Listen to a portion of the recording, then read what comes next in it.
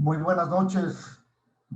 Con el respeto y consideración, saludo a la doctora Rosy Jiménez Espinosa, coordinadora general de la Defensoría Pública del Ecuador, al señor doctor Patricio Rosero, director provincial de la Defensoría Pública de la SUAY, a la doctora Alexandra Vallejo Basante, facilitadora o capacitadora de esta tarde y noche. Un saludo brevemente a todos quienes participan de esta capacitación. En primer lugar, debo manifestar un saludo afectivo a nombre del señor doctor Ángel Torres Machuca, principal de la Defensoría Pública del Ecuador. Asimismo, de todo su equipo asesor, que lo preside la doctora Rosy Jiménez Espinosa. Es importante en la actualidad que todo funcionario público se encuentre capacitado. Y esta tarea se ha encomendado a través de la Ley Orgánica de la Defensoría Pública a la Escuela Defensorial, que ha sido aprobada mediante Ley Orgánica en el Registro Oficial 452 del 14 de mayo del año en curso.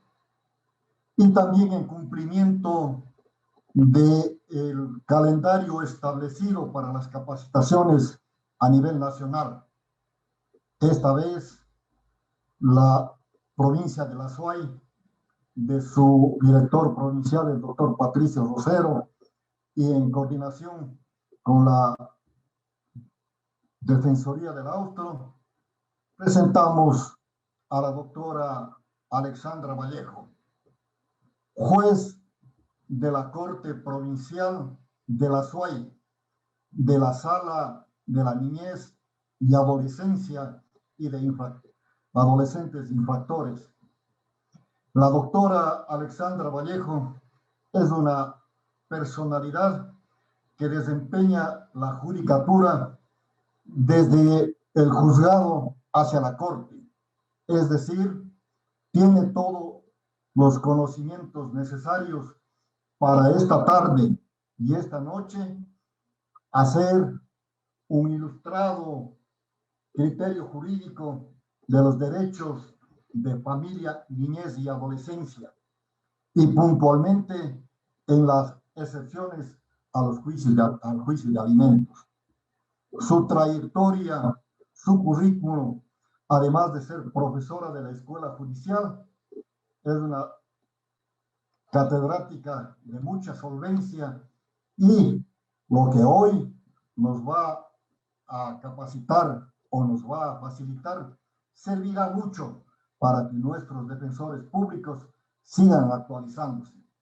Tarea fundamental de la Defensoría Pública es tener una defensa confiable y que nuestros usuarios sepan que cada día nuestros defensores públicos se encuentran mucho más capacitados para la defensa en el territorio ecuatoriano. Saludamos, doctora Alexandra Vallejo, le agradecemos su participación y confiamos que en la escuela defensorial usted nos seguirá colaborando. Habrá compañeros que realicen las consultas necesarias al final de su exposición, y seguro estoy que con su solvencia intelectual sabrá dar las respuestas adecuadas a tan selecto auditorio a quien hoy usted se dirige. Muy buenas tardes y bienvenida, doctora Alexandra Vallejo. Muchas gracias, doctor Toledo, por su importante participación. A continuación, tenemos las palabras de bienvenida por parte de la directora ejecutiva de la Fundación Haciendo Ecuador, doctora Mónica Vanegas Cedillo. Bienvenida, doctora.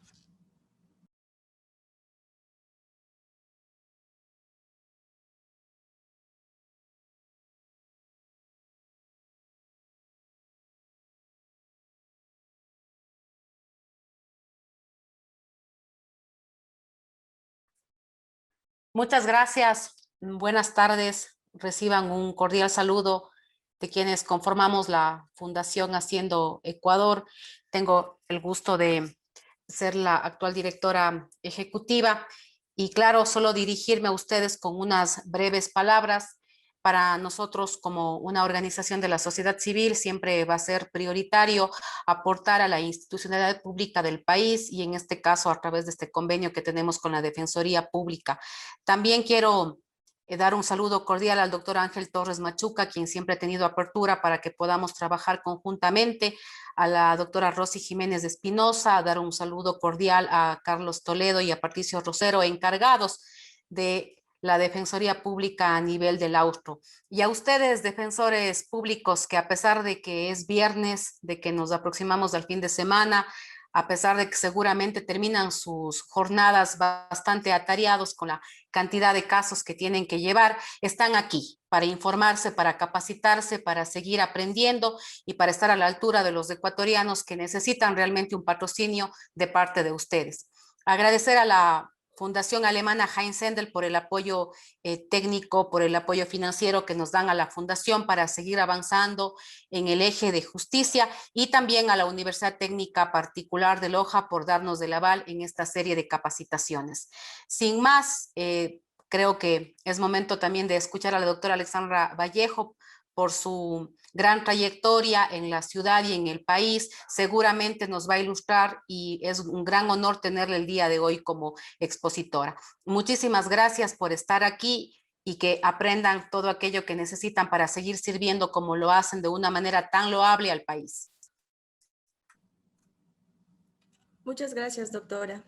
Previo al inicio de la capacitación, contamos con la presencia de la licenciada Gabriela Loja, directora de capacitación de la Fundación Haciendo Ecuador, quien nos ayudará con indicaciones de las actividades de la plataforma Moodle.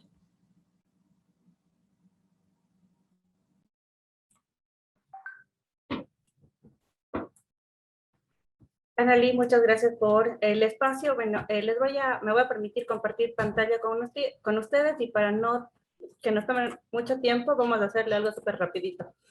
Entre estos días y la próxima semana a sus correos electrónicos les llegará un correo en donde se indican las credenciales para poder acceder a la plataforma. El primer ingreso lo pueden realizar justamente desde el mismo link que se les envía en este mensaje y para las próximas veces van a entrar en la dirección que igual se les va a compartir. En los próximos días también les haremos llegar mediante correo electrónico un pequeño manual sobre cómo sería el uso de esta plataforma.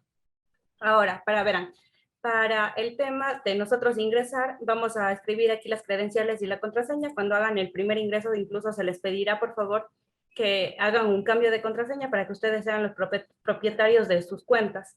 Entonces, vamos a ingresar teniendo en cuenta de que no se digite un carácter o un espacio de más, ya que esto puede fallar el tema del ingreso. Vamos a acceder y en la parte inicial, en el inicio de la plataforma, encontraremos aquí la escuela defensorial. Le tenemos aquí. Entonces vamos a ingresar a la escuela, lo pueden ingresar justamente en la página de inicio o en la barra de herramientas que lo tienen en la columna izquierda. Ingresamos en la plataforma, en el curso, y aquí encontramos el tema de las generalidades. De igual manera, aquí van a poder ustedes encontrar el manual de uso de la plataforma, algunos avisos que sean pertinentes, se los haremos llegar también por este medio, y encontrarán acá los módulos en los que nosotros estamos trabajando. Anteriormente ya tuvimos la capacitación del módulo 1, entonces aquí, por ejemplo, ustedes le pueden ver y será la misma estructura para el módulo 2 de la que están siendo partícipes ustedes, en la que encontrarán la primera parte y segunda, cada una de ellas corresponde al material enviado por cada ponente. Tenemos aquí lo que es la capacitación del módulo, es decir, la grabación de esta reunión que estamos teniendo en este momento. También una clase magistral, que es un video súper corto en donde los ponentes profundizarán el tema que están dándolo en estos días. Contaremos también con un material de revisión que es por lo general la presentación PowerPoint o archivos que los ponentes consideren necesarios para su lectura. Por último, una evaluación de 10 preguntas de opción múltiple para que la puedan ir contestando. Llegando a este punto, les quiero recordar que uno de los requisitos de esta escuela es que ustedes cumplan con el 7/10, que es la nota mínima para poder aprobar el curso. De igual manera, esto se evalúa junto con el tema de su asistencia. Entonces, si tenemos nosotros constancia de que ustedes han asistido a las capacitaciones y han completado las actividades con esta nota que les menciono de 7/10, ustedes podrán ser acreedores de los certificados. Prácticamente eso es todo lo que vamos a trabajar. Serían 2 evaluaciones por módulo, las que tiene que cumplir, la del día de ayer y la del día de hoy. Entonces, sin más, les dejo con Analí para que podamos seguir con la capacitación de hoy. Muchísimas gracias, Gabriela, por tu aporte. Recordamos a los asistentes mantener encendidas sus cámaras, silenciar los micrófonos, por respeto a los facilitadores y a los participantes. A su vez, recordarles que deben registrar su asistencia mediante el link enviado al chat. Además, solicitamos a los asistentes enviar a través del chat de Zoom las preguntas para el expositor, mismas que serán leídas y contestadas al término de la intervención. Iniciamos esta jornada con intervención de la doctora Alexandra Vallejo, jueza provincial de la Sala de Familia, Mujer, Niñez, Adolescencia y Adolescentes Infractores de la Corte Provincial de Justicia de Azuay. Es doctora en jurisprudencia y abogada, especialista superior en Derecho Procesal y mediadora. Tiene experiencia como abogada de la Defensoría del Pueblo del Ecuador, en la Corte Provincial de Justicia de Azuay, experiencia en capacitación de derechos humanos y derechos de familia, y jueza de familia, mujer, niñez y adolescencia y adolescentes infractores. Damos la bienvenida a la doctora Alexandra Vallejo, quien tendrá 60 minutos para su exposición. Bienvenida, doctora.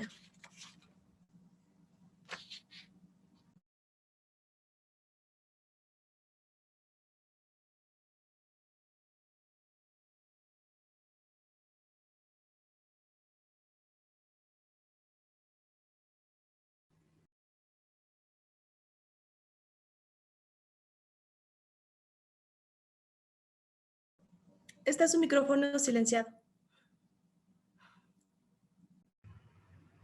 Ahí está. Muchísimas gracias, Analí. Primero quiero empezar dándole las gracias al doctor Carlos Toledo. Aquí tengo el gusto de conocerle desde la época de la Defensoría del Pueblo, al doctor Patricio Rosero por la invitación a ustedes a esta capacitación y a todas las personas que se encuentran presentes, todas las instituciones que están colaborando con este tema de capacitación a los defensores públicos. Tengo el gusto de ver algunas caras conocidas. Hace algunos años, en el 2015 o en el 2017, tuve la oportunidad de que la Escuela de la Función del Consejo de la Judicatura me pusiera justo en capacitación de Código Orgánico General de Procesos en el concurso de defensores públicos aquí en Azuay. Así que algunos de ustedes, las caras son bastante familiares. El tema que se me ha encargado en esta tarde es un tema que tiene que ver con las excepciones de los alimentos en el exterior. Hay que partir de varios puntos aquí. Y primero, hay que centrarse específicamente en conceptos básicos respecto al derecho de alimentos de niños, niñas y adolescentes. La pensión alimenticia no es solamente entendida como una alimentación nutritiva y saludable.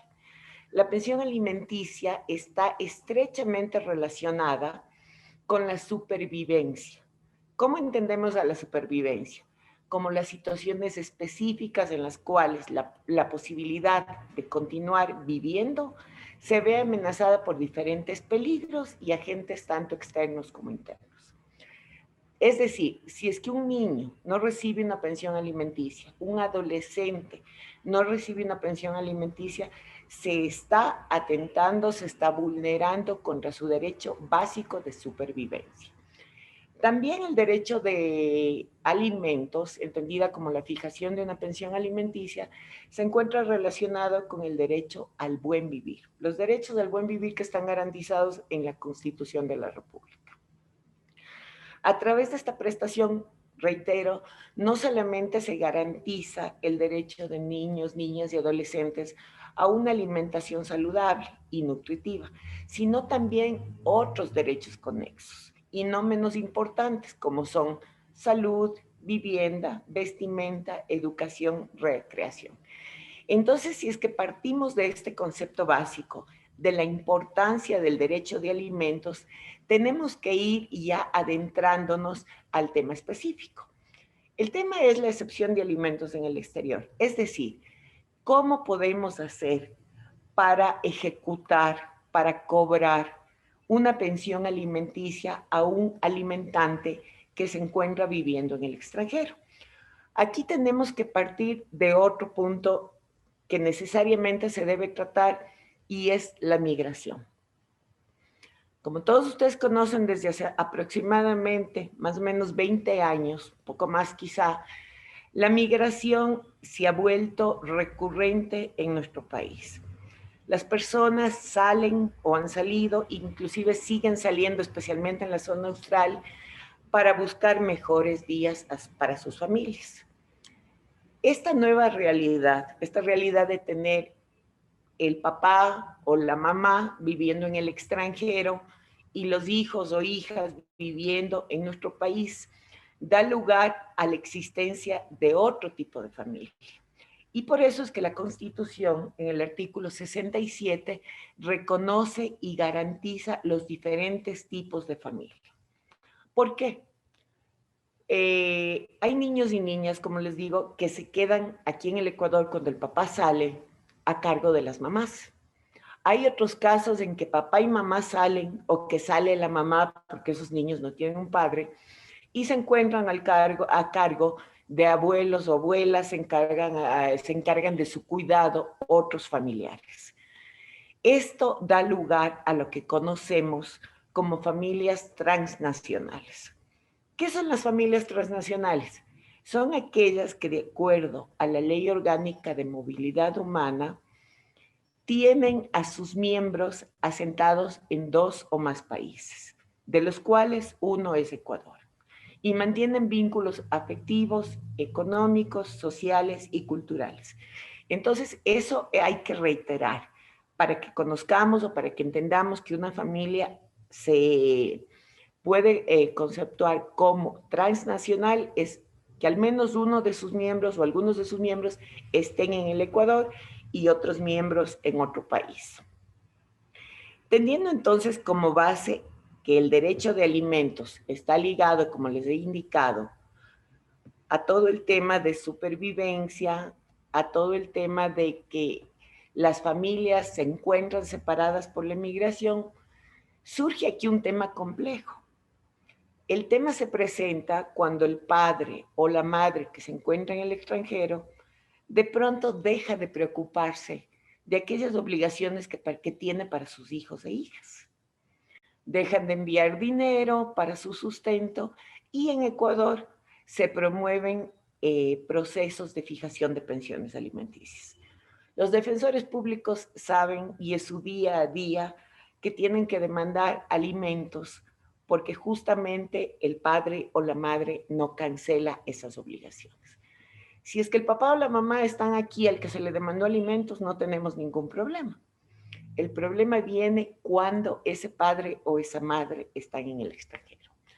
Aquí también tenemos que hacer una puntualización que es importante, y es que de acuerdo al artículo 6 de la Ley Reformatoria del Código Orgánico de la Niñez y la Adolescencia, no solamente puede demandar alimentos el padre o la madre, puede demandar alimentos cualquier persona que se encuentre a cargo del niño, de la niña o del adolescente, que como les digo y les reitero, no necesariamente es el padre o la madre. En estos procedimientos está garantizado el derecho de alimentos desde que se presenta la demanda. ¿Por qué? Porque por imperativo legal, por obligación que nos impone la ley, en este caso el Código Orgánico General de Procesos, al calificar la demanda de alimentos necesariamente se debe establecer una pensión alimenticia provisional. Esta pensión alimenticia provisional será cambiada una vez que se pase la audiencia, una vez que en la audiencia única se evacúen los medios probatorios, cambiará la pensión alimenticia, pero siempre estará garantizado desde el inicio este derecho. Hasta ahí todo va bien. Sin embargo, nos vamos a preguntar, y aquí es lo importante de este tema, ¿qué sucede cuando el padre o la madre que se encuentra en el extranjero, a pesar de tener fijada una pensión alimenticia, incumple con esa obligación de pagar mensualmente la prestación? Si es que estamos aquí en el Ecuador, los defensores públicos saben, todos los abogados saben, que simplemente se puede solicitar al juez o a la jueza que está a cargo de la causa la imposición de medidas de apremio, que pueden ser de carácter real o de carácter personal por el incumplimiento. Si es que el juez o la jueza dicta una medida de apremio personal, en este caso, hablaríamos de dos tipos, que son la prohibición de salida del país y la medida de apremio, es decir, que se dicta una orden de privación de libertad en contra del alimentante que incumple con su obligación. ¿Cómo ejecutamos esas medidas y cómo obtenemos el cumplimiento de la obligación? Si en el caso del apremio a través de la privación de libertad del alimentante es físicamente imposible ejecutar el apremio personal, o en el otro caso del otro apremio personal, de la prohibición de salida del país, si el alimentante ya se encuentra fuera. Entonces aquí es cuando nos encontramos frente a un vía crucis que tienen que pasar el padre, la madre o la persona que se encuentra a cargo de esos niños y niñas, porque se fijó pensión alimenticia, pero no se puede cobrar la misma.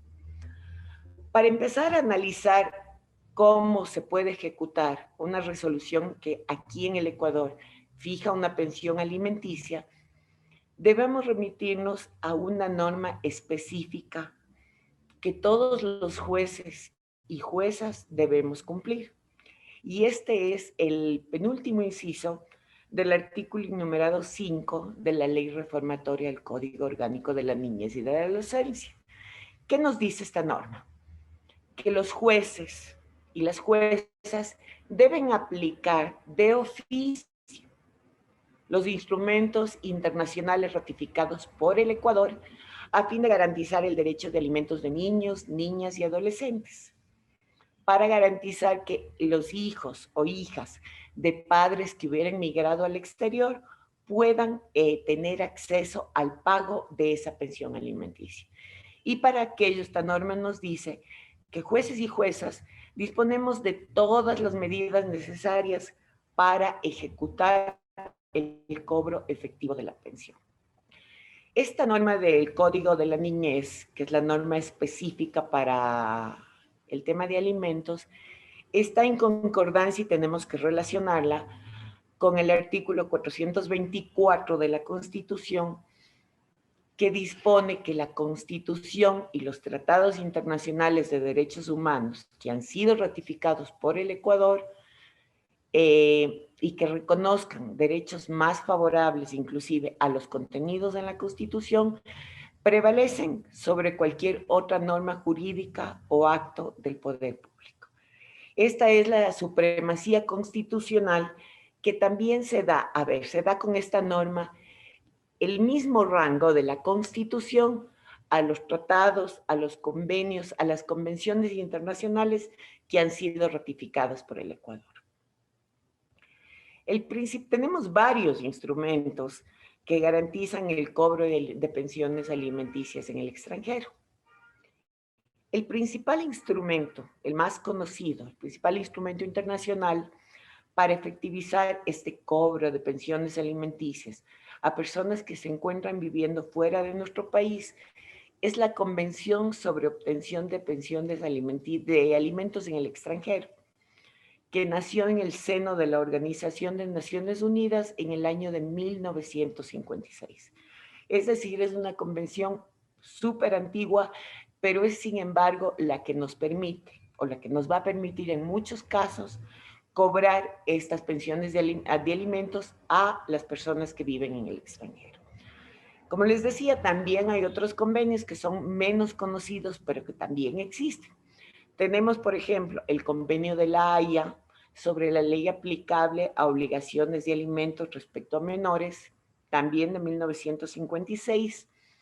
Tenemos el Convenio de Bruselas sobre el reconocimiento y ejecución de decisiones en materia de obligaciones alimenticias de 1958. Aquí voy a hacer un paréntesis porque el Convenio de Bruselas generalmente es el que más se aplica en la zona europea. Y hay el tema de que muchos de nuestros migrantes se encuentran en España. Así que este convenio de Bruselas es el que más se aplica en el tema de Europa. También tenemos el convenio sobre reconocimiento y ejecución de resoluciones relativas a obligaciones alimentarias, que es un poco más nuevo, es de 1973. Tenemos el convenio de la Haya sobre el cobro internacional de alimentos para niños y otros miembros de la familia del 2007. Como les decía, el más importante o el más conocido, porque los otros no dejan de ser importantes, es la Convención sobre Obtención de Alimentos en el Extranjero, suscrito y ratificado por el Ecuador. Es decir, esta convención para nosotros, de acuerdo al artículo 424 de la Constitución, tiene rango constitucional porque ha sido ratificado por el Estado. Previo a analizar cuál es el procedimiento que se debe seguir para la ejecución en el extranjero de una resolución de alimentos dictada en nuestro país, debemos partir de un concepto básico y que no se maneja realmente aquí en el país, que es el exequatur. El exequatur no es más que el nombre que recibe aquel procedimiento judicial necesario para que una sentencia se vea ejecutada en otro estado diferente. En la Corte Provincial de Justicia de la SUAY, en la sala en la que yo trabajo, tenemos prácticamente todos los días demandas de homologación de sentencias extranjeras. Por ejemplo, en temas como el divorcio, que anteriormente no se podían homologar porque había una prohibición expresa en el Código Civil. Sin embargo, después de las reformas del Código Civil, nosotros ya podemos homologar sentencias de divorcio dictadas en el extranjero cuando al menos uno de los contrayentes o de las personas que se divorció en este caso era ecuatoriana o es ecuatoriana.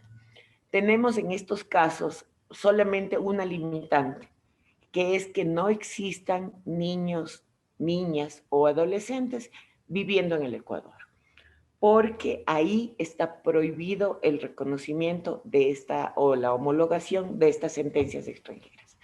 Esto entre paréntesis nada más, para centrarnos en el tema que nos ocupa del exequatur, tenemos también que hacer mención al Código de Derecho Internacional Privado Sánchez Bustamante. En este cuerpo legal internacional, en el artículo 68, se dispone que son de orden público internacional las disposiciones que establecen el deber de prestar alimentos, la cuantía, la reducción y el aumento, la oportunidad en la que se deben prestar y la forma de pago, así como también aquellas normas que prohíben renunciar y ceder este derecho. Por su parte, el Ministerio de Relaciones Exteriores y Movilidad Humana cataloga al exequatur o conceptúa el exequatur como un procedimiento jurídico internacional por el cual un Estado solicita a otro Estado el reconocimiento, la ejecución, la homologación de una sentencia que se dicta en el Estado requirente a efectos de asegurar la eficacia extraterritorial de la misma. Es decir, aquí, si es que nosotros tenemos una pensión alimenticia que se ha fijado en uno de los juzgados del país, de familia, de niñez y de adolescencia, ¿qué es lo que tenemos que hacer nosotros si es que el alimentante se encuentra en el extranjero?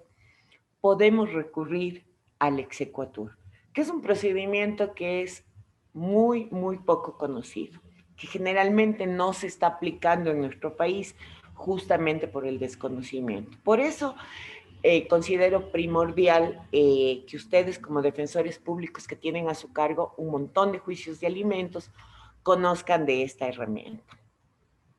Como les decía hace un momento, el exequatur se asimila a la homologación o nacionalización de sentencias extranjeras. En nuestro país, centrándonos aquí, las sentencias extranjeras surten efecto siempre y cuando cumplan requisitos tales como que no contravengan al derecho público ecuatoriano o cualquier ley nacional y si estuvieran reglados a tratados y convenios internacionales vigentes. Era lo que les decía hace un momento respecto a la homologación de sentencias extranjeras que de paso solamente pueden ser presentadas estas demandas ante cortes provinciales. Una resolución extranjera, una sentencia extranjera necesita ser asimilada, necesita ser homologada para que proceda su ejecución y esto es posible a través del exequatur. Ahora, vamos a qué es lo que pasa con la ejecución de nuestras resoluciones de alimentos en el extranjero. Como les he indicado, contamos con un marco internacional que nos permite solicitar a través del procedimiento que se encuentra reglado que se pueda cobrar aun cuando los alimentantes se encuentren fuera del país. La decisión extranjera de esta manera se transforma en un título de ejecución que se puede utilizar en otro estado para que se haga cumplir esa sentencia. En los casos de alimentos, resoluciones, porque como ustedes conocen, no se dictan sentencias en alimentos, sino únicamente resoluciones.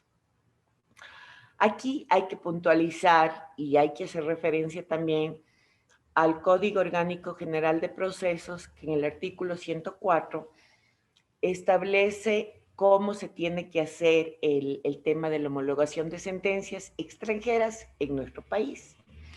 Y el artículo 104 dispone que la sentencia debe haber pasado en autoridad de cosa juzgada conforme las leyes del país en donde fue dictada. Les decía hace un momento que en nuestro país las resoluciones que establecen pensiones alimenticias no causan ejecutoría por la simple razón de que pueden ser modificadas en cualquier momento. ¿Cómo? A través de los incidentes de aumento o de disminución de pensiones alimenticias. Esto representaría un problema formal en el país que se pretenda hacer efectivo el exequatur, en el país en el que se pretenda ejecutar el cobro. Sin embargo, en este caso, tenemos que tener claro que existen dos tipos de cosa juzgada. Hay la cosa juzgada formal y la cosa juzgada material. La cosa juzgada formal o las resoluciones que tienen cosa juzgada formal ponen fin a los procesos, porque pueden existir, mejor dicho, la cosa juzgada formal es aquella que no pone fin a los procesos. Es decir, en pensiones alimenticias existe únicamente cosa juzgada formal, porque como les decía, se pueden presentar incidentes de aumento o de pensión o de disminución de pensiones alimenticias. Lo que no ocurre con las decisiones, en este caso sí con las sentencias que producen cosa juzgada material. La cosa juzgada material significa que se pone fin al proceso y que es imposible discutir sobre aquello que ya fue resuelto. Entonces es importante que nosotros conozcamos estos conceptos básicos porque, como les decía, uno de los requisitos que inclusive contempla el Código Orgánico General de Procesos para el tema de exequatur o de homologación de sentencias extranjeras es que hayan pasado por cosa juzgada, por autoridad de cosa juzgada. El tema es tan importante que inclusive la Corte Constitucional del Ecuador se ha pronunciado respecto al derecho de alimentos y a este tema de cobro de pensiones alimenticias en el extranjero a través de la sentencia número 356-16-CEP-CC respecto a la importancia de hacer exigible estas pensiones de alimentos, aún en el caso que nos ocupa, y es que los alimentantes se encuentran en el extranjero. ¿Qué ha dicho la Corte Constitucional en esta sentencia? Que el derecho de alimentos puede ser exigible entre personas que viven en diferentes países, lo que tiene concordancia con el artículo 40, numeral 6 de la Constitución de la República, que determina como deber del Estado proteger a las familias transnacionales, que es el concepto básico sobre el que partí de esta exposición. En tal razón, dice la Corte Constitucional, que el respeto de la normativa de cada país coadyuva a que el principio de soberanía no sea vulnerado. Y adicionalmente, en el Ecuador equivale al respeto al derecho a la seguridad jurídica, que es, como ustedes conocen, la aplicación de normas jurídicas previas, claras y públicas por parte de las autoridades competentes. Lo que dice la Corte Constitucional es que se puede hacer el cobro, que se tiene que hacer efectivo este cobro de alimentos en el extranjero, pero siempre respetando la soberanía de cada Estado, sin transgredirla. Y dice la Corte Constitucional al respecto que este tipo de controversias se suscitan en un planeta globalizado, en el que la interconexión mundial, en razón del uso de tecnologías, en razón del Internet, cada vez más va acortando distancias entre países, provocando la necesidad de que exista esta exigibilidad de derechos y de obligaciones en cualquier lugar del mundo. Y esto es un tema cada vez más frecuente. Pero como les decía, la Corte Constitucional es enfática en que sin transgredir la soberanía o derecho nacional de cada país. En este sentido, los derechos y obligaciones, dice la Corte Constitucional en esta sentencia, se pueden hacer exigibles mediante una sentencia, habla de sentencia aquí la Corte, emitida dentro de una jurisdicción de un país y que posteriormente, en el caso de que las partes se encuentren en países diferentes, mediante los procedimientos internacionales previamente establecidos, se puede requerir el cumplimiento. Entonces, en esta sentencia, como vemos, se habla de conceptos básicos como la familia transnacional, como el hecho de que uno de los miembros de esta familia al menos esté en el Ecuador y otro miembro en el extranjero, en cualquier país, y la posibilidad de que se pueda ejecutar estas resoluciones de alimentos, que es el tema que nos ocupa, en el lugar donde el obligado, donde el alimentante se encuentre. Es decir, que las resoluciones de alimentos dictadas en nuestro país no queden únicamente en papel, sino que efectivamente se puedan ejecutar como si el alimentante estuviera aquí en el Ecuador. Ahora, es importante también saber, conocer, que, como les digo, el exequatur no se conoce, no se ejecuta o no se usa en nuestro país todos los días. Es importante conocer el procedimiento que debemos seguir para hacer efectivo el cobro de pensiones alimenticias en el extranjero, de pensiones alimenticias que han sido fijadas por jueces o juezas ecuatorianos. Aquí tenemos que irnos por los siguientes pasos. Primero, hay que solicitar al juez o la jueza que dictó la resolución por medio de la cual se estableció la pensión alimenticia que proceda a emitir, a dictar el exequatur para que la ejecución, el cobro de esta pensión alimenticia se pueda realizar en el lugar en el que el alimentante o el obligado vive en el extranjero. Ese es el primer paso. El segundo paso es que el juez o la jueza de primer nivel que fijó, que estableció la pensión alimenticia, tiene que solicitar mediante oficio al presidente o presidenta de la Corte Provincial que se proceda con el trámite del exequatur. ¿Qué hace el presidente o la presidenta de la Corte Provincial? Debe verificar si la documentación que se le ha adjuntado al oficio por el que se le solicita el exequatur esté completa.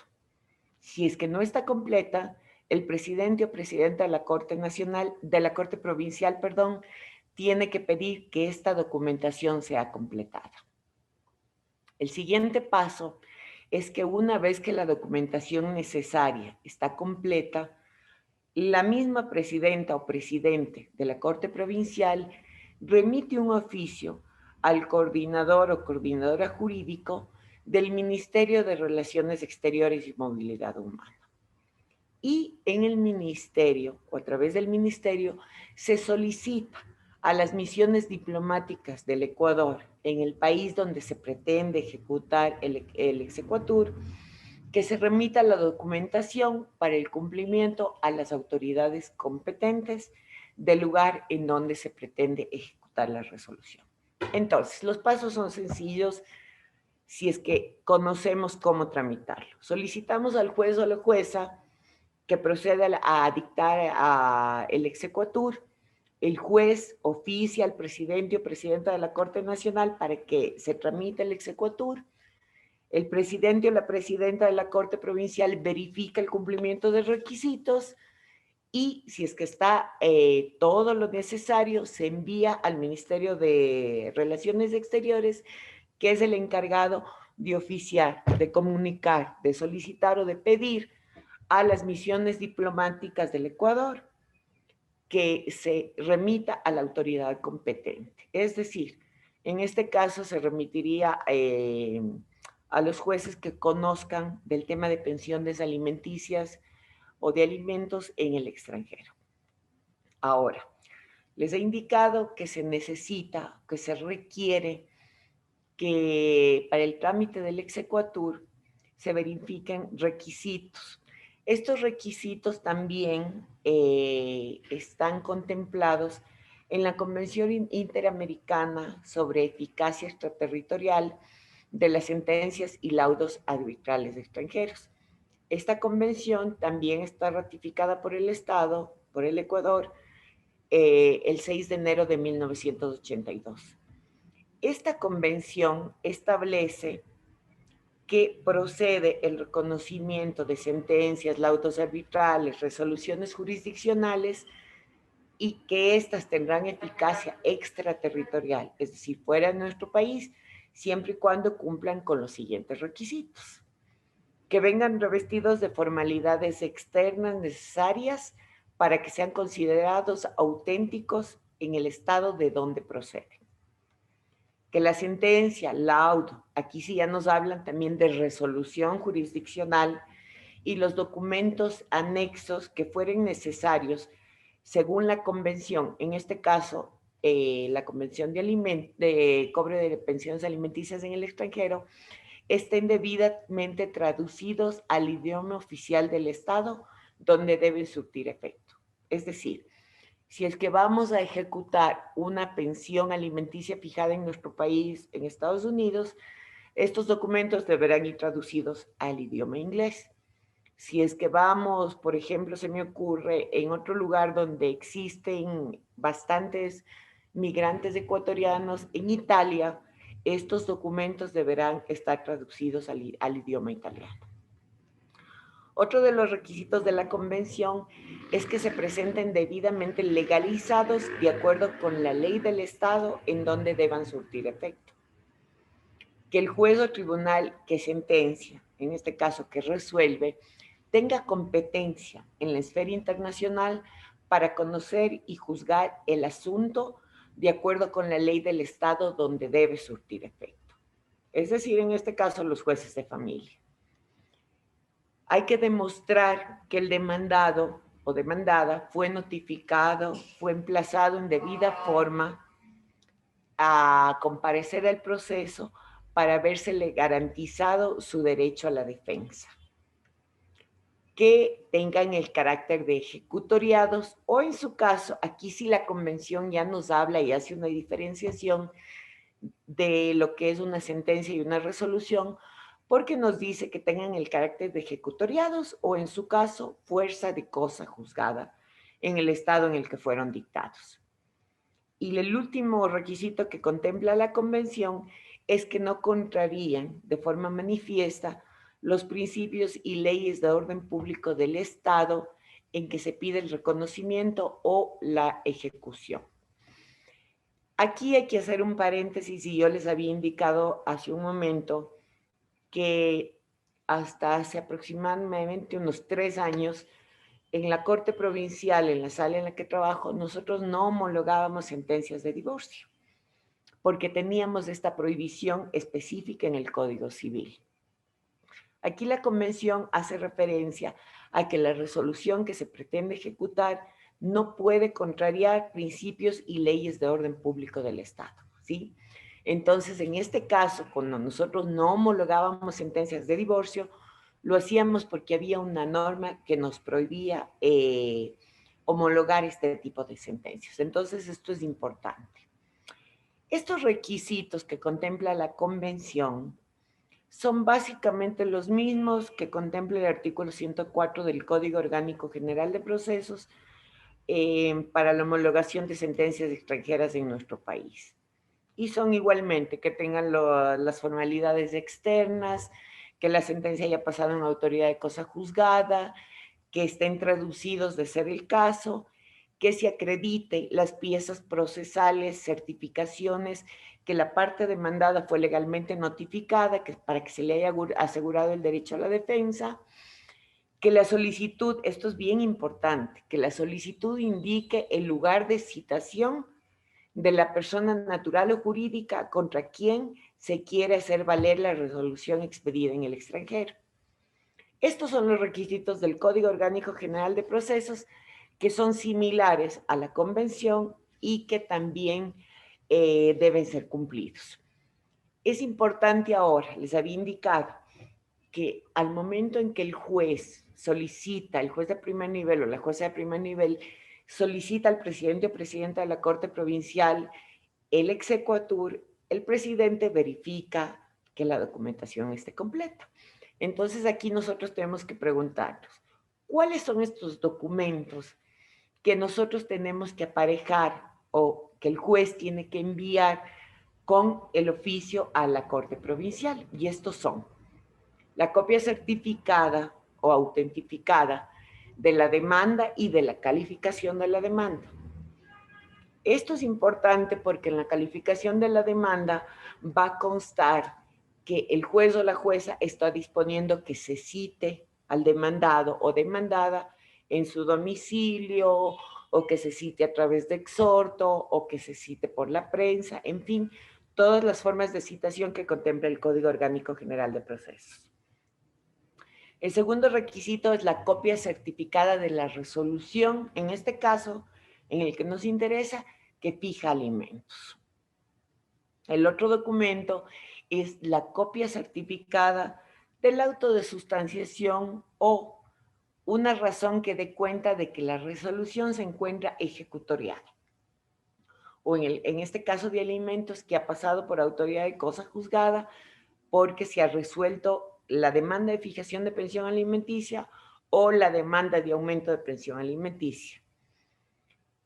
El cuarto requisito es la certificación de que la resolución ha sido notificada al demandado o demandada. Es decir, el auto de calificación nos dice cómo se va o cómo se dispone que se cite al demandado o demandada.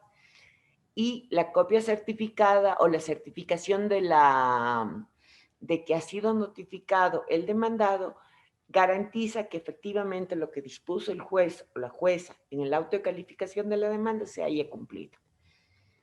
Se requiere también presentar copia de los documentos que se adjuntaron a la demanda y finalmente una copia certificada de la liquidación de la deuda que está pendiente, que debe ser realizada por pagaduría. Esta liquidación es importante que ustedes conozcan que tiene que estar actualizada para efectos del cobro en el extranjero. También se debe tener en cuenta que la documentación enviada, para que tenga plena validez en el extranjero, debe tener la correspondiente apostilla. Esto de acuerdo al convenio de la Haya. Nosotros también exigimos que los documentos que se presentan para homologación de sentencias aquí en el Ecuador justamente vengan apostillados. Finalmente, es importante hacer referencia a que yo les he indicado desde el inicio que la Convención sobre Obtención de Alimentos en el Extranjero que se dictó en la Organización de Naciones Unidas es la más importante. Sin embargo, hay un problema aquí, y es que Estados Unidos, justamente el país en donde se emitió la convención, no tiene ratificada la misma. Esto representaría un obstáculo por el tema de la ratificación. Sin embargo, estos obstáculos pueden ser salvables si es que hacemos uso de principios internacionales o de derecho internacional, en este caso, el principio de reciprocidad y cooperación internacional. Básicamente es eso sobre el tema de ejecución de alimentos en el extranjero. Es un tema que, como les indico, no se conoce aquí en el país. De hecho, y les tengo que comentar que cuando yo estuve en el juzgado de familia como jueza de primer nivel, creo que solamente una vez recibí, les hablo del año 2012, una solicitud de exequatur, pero tengo que ser sincera. En esa época creo que ni los jueces ni las juezas conocíamos, y creo que la mayoría de jueces y jueces tampoco conocen ahora cómo tramitar un exequatur. Por eso la importancia de que ustedes como defensores públicos se capaciten y conozcan que sí tienen un instrumento que les permite hacer efectivo el cobro de pensiones alimenticias en el extranjero. Espero que haya sido útil. He tratado de ser lo más didáctica posible porque, como les digo, es un tema bastante álgido, pero estoy abierta a cualquier interrogante que ustedes tengan. Muchísimas gracias. Muchísimas gracias, doctora, por su importante ponencia. Pasamos a la ronda de preguntas. Por acá nos dicen, doctora, cuando quien demanda no es la madre, sino algún otro familiar u otra persona que está a cargo de los menores, ¿es necesario adjuntar a la demanda algún documento con el cual se demuestre que ese menor está a su cargo o no? Y en caso de ser así, ¿qué documento sería?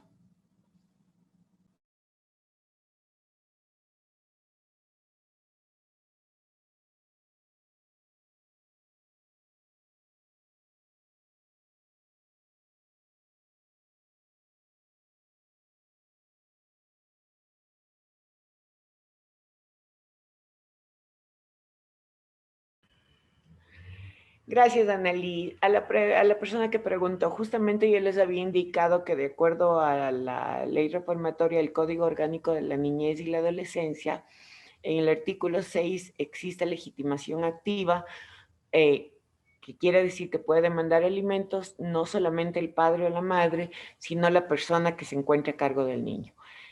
Generalmente, en la mayor parte de los casos, están a cargo de los niños, los abuelos paternos, maternos, tíos. Sería básico simplemente adjuntar una certificación, por ejemplo, se me ocurre, de que el niño o la niña está estudiando en una escuela y que el representante legal o la persona que está a cargo de ese niño aquí es el abuelito o es la abuelita o es el tío o es la tía.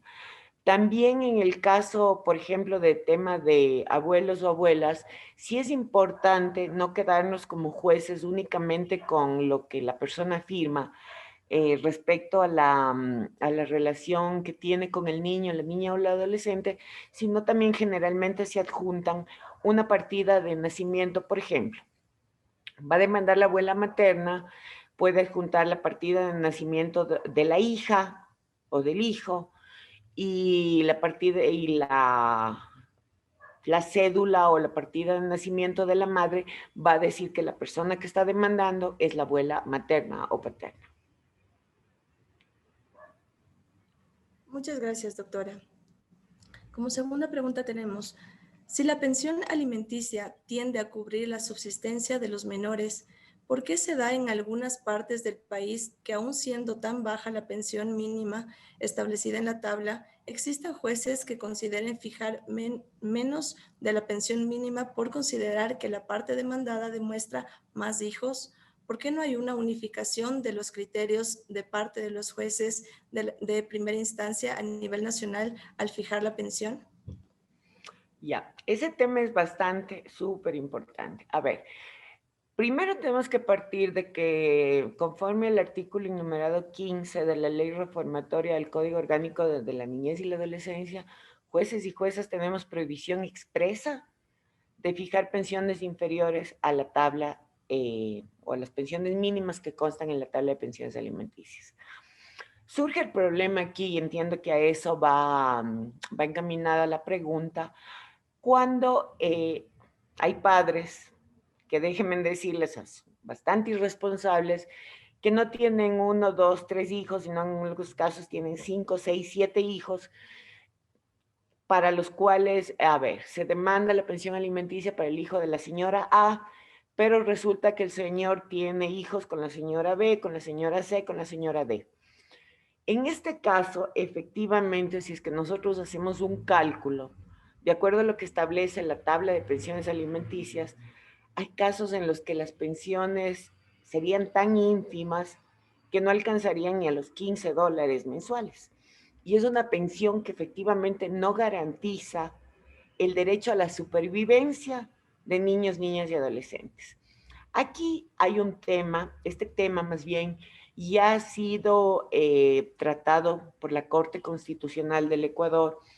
En el 2008 se emitió una sentencia, no me acuerdo el número, pero les podría facilitar el número después, en la que la Corte Constitucional se refiere al caso y dice que independientemente del número de hijos o hijas que tengan los alimentantes, los jueces o juezas no podrán en ningún caso fijar pensiones alimenticias inferiores al 35% del ingreso del alimentante. Esto con el fin de garantizar que las pensiones alimenticias sean dignas y que cubran al menos en parte el tema del derecho básico, como les decía, de alimentos, que es la supervivencia.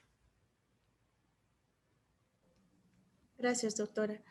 Por acá nos dicen, en los casos de que se ha declarado la caducidad del derecho a la pensión de alimentos y existe una deuda pendiente, ¿es procedente que se emita la boleta de apremio para ejecutar el cobro de la deuda o se debe seguir un proceso diferente? Mi pregunta es por cuánto más de un juez tiene el criterio de que no se puede cobrar la deuda en un mismo proceso. A ver, ahí hay que ser muy claros, no sé realmente qué juez o qué juez es el que les ha dicho que no se puede cobrar, pero en el tema de caducidad, a ver, si está fijada una pensión de alimentos en el proceso 541-2010 y hay una causa de caducidad, no se puede declarar aquella caducidad mientras no esté cubierta completamente la pensión alimenticia. O se declara la caducidad, pero sin embargo no se puede archivar el expediente mientras esa pensión o esa deuda de pensiones alimenticias no esté cubierta. Es lo que pasa, por ejemplo, con el tema de las extinciones de pensiones alimenticias. Ustedes conocen que cuando un hijo o una hija cumple 18 años, tiene que demostrar que continúa teniendo derecho a percibir pensión alimenticia, porque la Corte Nacional ha dicho que la carga de la prueba a partir de los 18 años está en el alimentado. Sin embargo, aún en los casos en que el titular del derecho de alimentos cumplió 18 años y ya no está estudiando o no tiene una discapacidad que le garantiza seguir percibiendo pensiones alimenticias, aún en esos casos, al menos aquí en Azuay, no sé cómo lo manejan en el resto del país, jueces y juezas no pueden extinguir la pensión alimenticia que solicita el alimentante mientras no se cancele en la totalidad la deuda de alimentos que se encuentra pendiente. No hay necesidad, en mi criterio, de un proceso diferente a aquel en el que se ha fijado pensión alimenticia. Muchas gracias, doctora. Nos mencionan aquí, ¿sería la parte accionante quien deba cancelar a un perito para que traduzca la sentencia en caso de que el alimentante se encuentre en un país que no hable en español o la judicatura lo hace de oficio? Lamentablemente no tenemos a través del Consejo de la Judicatura la posibilidad de jueces o juezas de hacer esto de oficio. Sí, tiene que la persona que está interesada, el padre o la madre, la abuelita, la persona que quiere que se emita el exequatur, tiene que pedir que el mismo juez podría pedir que nombre un perito acreditado del Consejo de la Judicatura que haga la correspondiente traducción de documentos. Es necesario eso.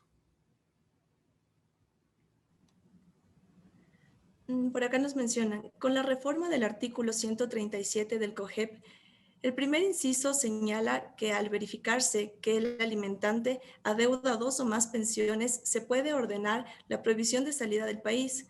Con este antecedente, ¿usted cree pertinente que en la calificación de la demanda de la demanda se ordene la prohibición de salida del país conforme al artículo 25 innumerado de la Ley Reformatoria del Código de la Niñez y Adolescencia? Sí, es uno de los derechos que tienen las personas que están demandando alimentos de pedir que en primera providencia, en el auto de calificación, se disponga la prohibición de salida del país del alimentante. De acuerdo a lo dispuesto en el COGEP y por la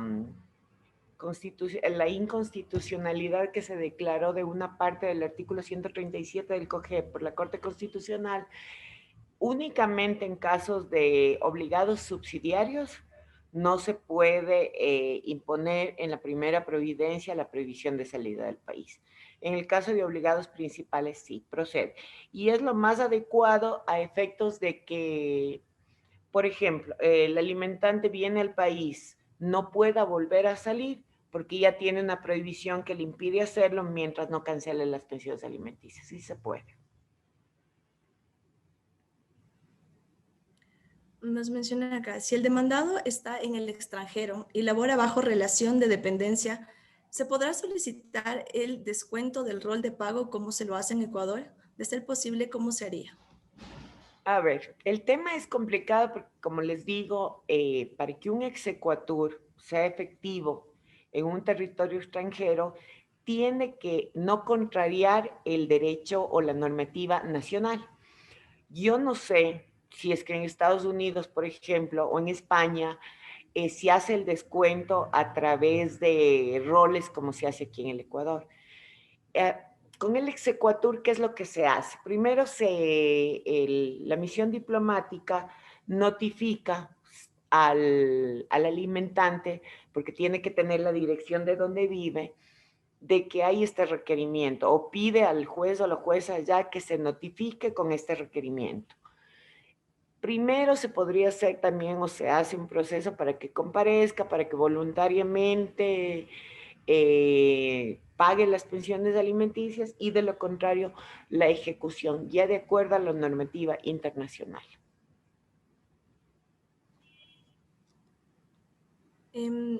Nos dicen acá, ¿cuáles son los efectos que causa el no pago de las pensiones alimenticias del deudor de alimento en el extranjero?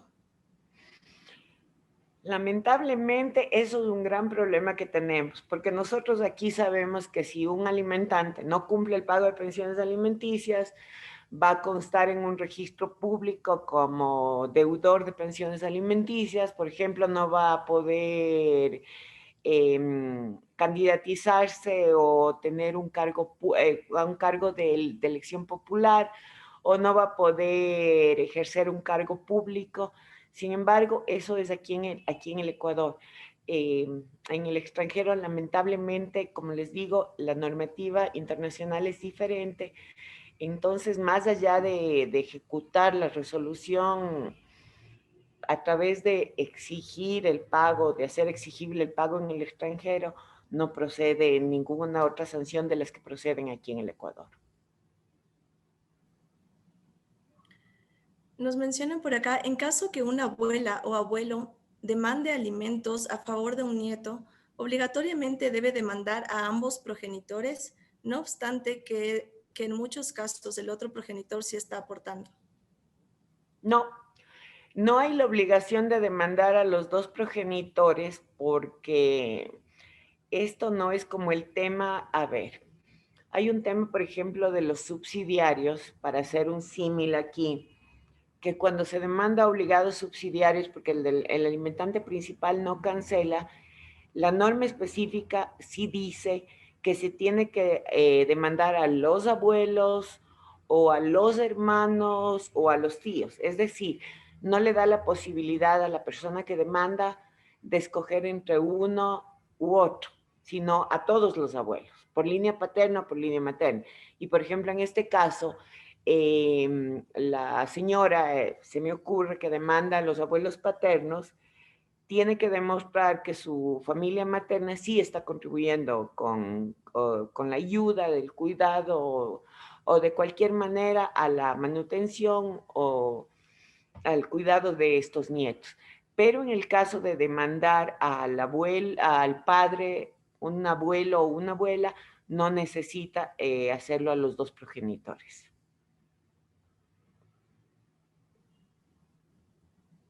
Muchas gracias, doctora. Tenemos demasiadas preguntas. Por cuestión de tiempo, vamos a concluir con 2 preguntas más. Por acá nos dicen, si aplicamos la Convención de Viena sobre el derecho de los tratados, ¿podríamos exigir que Estados Unidos colabore mucho más en el cobro de alimentos en su propio país? A ver, como yo les decía, un obstáculo que tenemos es que la Convención para el cobro de alimentos en el extranjero no está ratificada por Estados Unidos y eso se podría volver un problema bastante complejo. Sin embargo, sí, se puede aplicar, justamente yo les decía al final de la intervención, se puede aplicar principios de derecho internacional, como en este caso el principio de reciprocidad. Es más o menos lo que sucede, como para ponerles un símil, cuando se manda o se pide, se solicita a otro juez, por ejemplo, se me ocurre, a un juez o una jueza de Pichincha que proceda a la citación con el demandado, se lo hace ofreciendo reciprocidad. Es básicamente eso lo que sucede con Estados Unidos y esa es la manera de hacerlo a través de las delegaciones diplomáticas, que si bien, como les digo, Estados Unidos no está obligado a acatar o a tramitar cobros de alimentos, ejecuciones de exequatur que estén con base en la Convención para el cobro de alimentos en el extranjero, sí se puede hacer apelando a estos principios, al principio de reciprocidad. Muchas gracias, doctora. Concluimos con esta pregunta. Nos dicen, ¿de qué manera se vulneran los derechos de los adultos mayores al ser estimados como alimentantes subsidiarios en la legislación ecuatoriana? A ver, ahí el tema es complejo y no debería haber realmente, les soy sincera y eso es un criterio muy personal mío, no debería haber este tema de poder demandar a subsidiarios porque generalmente son personas que son adultos mayores, son personas en situación de vulnerabilidad. Y les voy a comentar un caso que justamente hoy estuve revisando de una demanda, es una apelación que es un juicio que está apelado justamente y están apelando a los abuelos paternos en este caso porque el juez le fija pensión alimenticia que dice que es para completar la pensión que no paga el obligado principal y les fija $70 a cada uno de los abuelos. Reviso y o sea, uno se muere de pena realmente con estas cosas, lamentablemente está en la ley hay que cumplirla. Un obligado subsidiario, el abuelo en este caso, tiene una discapacidad, tiene 75 años. Y la abuela paterna tiene 70 años y tiene también una enfermedad que es considerada como compleja, que es la diabetes. Sin embargo, aquí el Código de la Niñez nos dice que la pensión de alimentos a subsidiarios tiene que fijarse considerando la capacidad económica de los obligados subsidiarios y que no tengan discapacidad. Es decir, hay una prohibición expresa de fijar pensiones alimenticias a un abuelo o una abuela que tiene una discapacidad. No se puede. Sin embargo, les hago referencia porque justamente hoy estuve revisando en la tarde esta apelación. El juez le fija pensiones de alimentos al abuelito que tiene una discapacidad y le fija también pensión de alimentos 70 al uno, 70 al otro, 140 entre los dos, también a la otra persona cuando no tienen capacidad económica. Entonces la norma sí vulnera, sí es compleja la norma que permite fijar pensiones alimenticias a subsidiarios, y es importante aquí darse cuenta que lamentablemente los dos grupos, tanto el grupo de niños y niñas como el grupo de personas adultas mayores, están en el grupo de atención prioritaria del Estado, de acuerdo al artículo 35 de la Constitución. Entonces, en esos casos, lamentablemente, a jueces y a juezas nos toca en determinado momento ponderar derechos.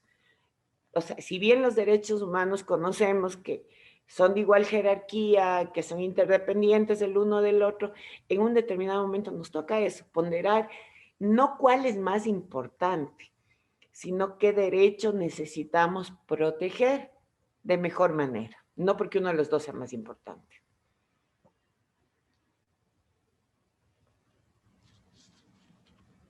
Agradecemos la importante intervención de la doctora Alexandra Vallejo, jueza provincial de la Sala de Familia, Mujer, Niñez y Adolescencia.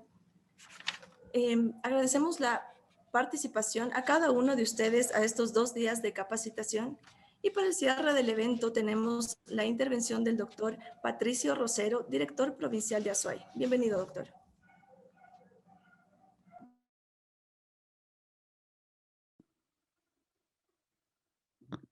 Escuchan, bueno, una buena noche. Bueno, hemos dado término al programa de esta jornada de capacitaciones. Estoy seguro de que hemos cumplido las expectativas iniciales, aunque como conversamos el día de ayer en el primer día del evento, es un tema extenso y complicado por su temática internacional. Tengo claro que para todos, al haber escuchado a estos magníficos ponentes, han hecho surgir nuevas ideas, preocupaciones e intereses en estos temas, lo cual se puede ver reflejado en el chat. Un agradecimiento especial al doctor Ángel Torres por establecer como realidad la Escuela Defensorial, la doctora Rosy Jiménez y como coordinadora general de la Defensa Pública, doctor Carlitos Toledo como coordinador regional Austro. Debo decir un agradecimiento especial a la doctora Alexandra Vallejo. Voy a decir una infidencia. Su ponencia fue un pedido muy especial de todos mis compañeros de la SUAY, de la regional Austro, lo cual le agradezco muchísimo, y los comentarios en el chat me dan razón de que elegimos muy bien esta ponencia. Al doctor Pablo Valverde con su magnífica ponencia también y muy clara que fue el día de ayer. Gracias a todos ustedes, compañeros y asistentes presentes. Como director provincial de la SUAY debo expresar mi satisfacción por el interés de todos ustedes, lo que se refleja, como ya dije, en las preguntas a los expositores y su asistencia del día de hoy. Muchas gracias y declaro clausurado este magnífico evento. Muchas gracias, doctor. Previo al cierre del evento, les solicito que por favor prendan sus cámaras para que nos ayuden con una fotito para la Fundación Hacienda Ecuador.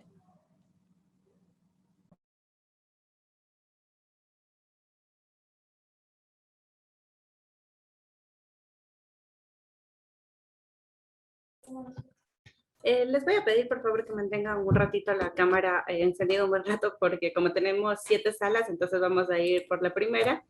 De igual manera, pedirles que por estos minutitos no le mandemos mensajes en el chat, ya que las personas que se encuentran en la franja inferior se ocultan. Entonces vamos a empezar con la primera sala.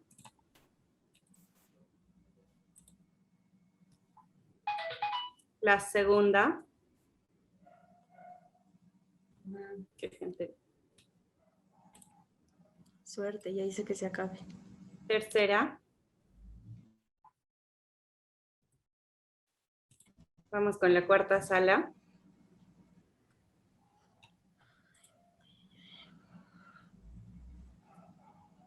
Y por último, a ver, me faltaría la sexta y la última sala. Perfecto. Muchísimas gracias a todos por participar del módulo 2 de la Escuela Defensorial. Muchas gracias a todos. Nuevamente gracias, doctor Toledo, doctor Rosero, doctora Rosy. y a todos por la invitación. Para mí fue un verdadero placer. Gracias a todos los defensores públicos. Éxitos.